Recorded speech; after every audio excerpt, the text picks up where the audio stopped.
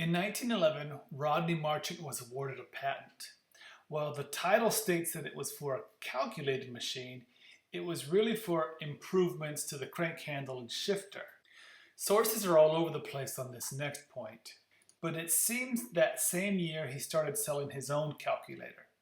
His own standard calculator was very similar to the dactyls he had already been importing and selling. In 1916, he was awarded another patent for a calculating machine that was really just further improvements to the carriage shifter.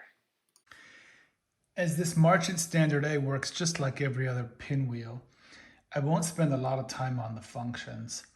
I will go through a multiplication problem so we can see some of Marchant's mechanisms in action.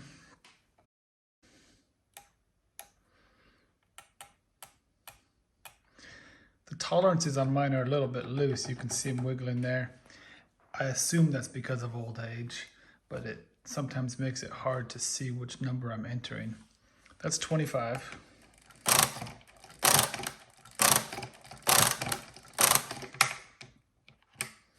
Now, of course, you can shift by releasing it, but then we wouldn't see Marchant's patented shifting mechanism in action, or hear how loud it is.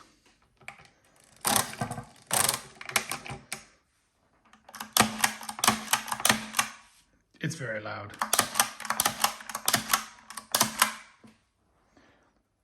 When Marchant was selling dactyls, they had a slide stop, just like this one.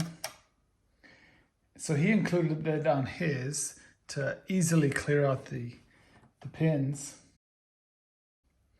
The difference was on the dactyls, when you released this, the crank would go back. However, on this Marchant, you have to continue the crank. That, of course, will add 1 to the counter, so then you have to be sure to clear that. So it's best to clear the pinwheels first.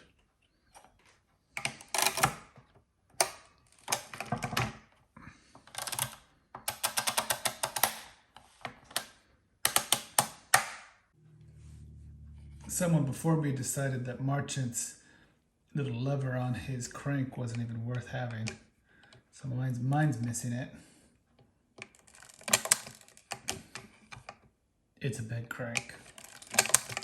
Everything on this machine is big. Here's a closer look.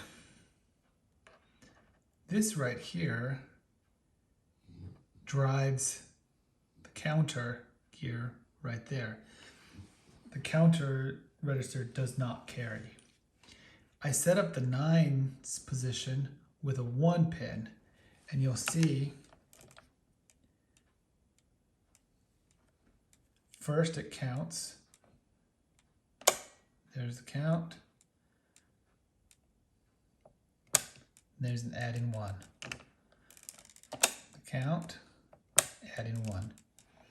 This next time around, as it adds 1, as the accumulator position turns over, it'll cause this piece to rise up, moving this lever over, which will then carry over to the next higher position.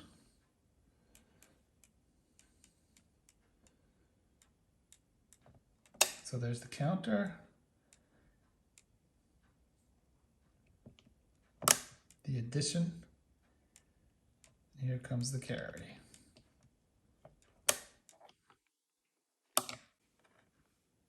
Here's a big long chain carry where I'm going to add 1 to here. It's all set up at 999, so it'll carry across the whole thing.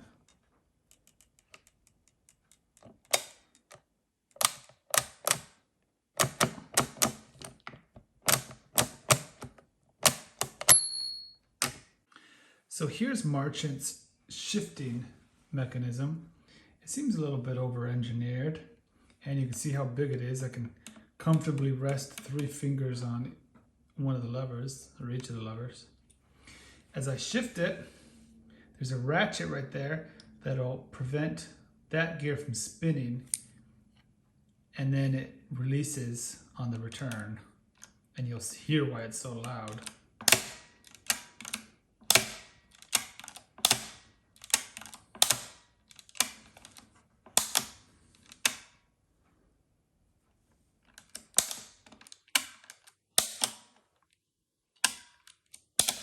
This Marchant was clearly made after 1916 because it has the patent dates on them.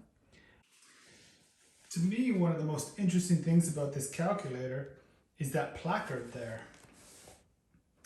Marchant was selling this device in Belgium.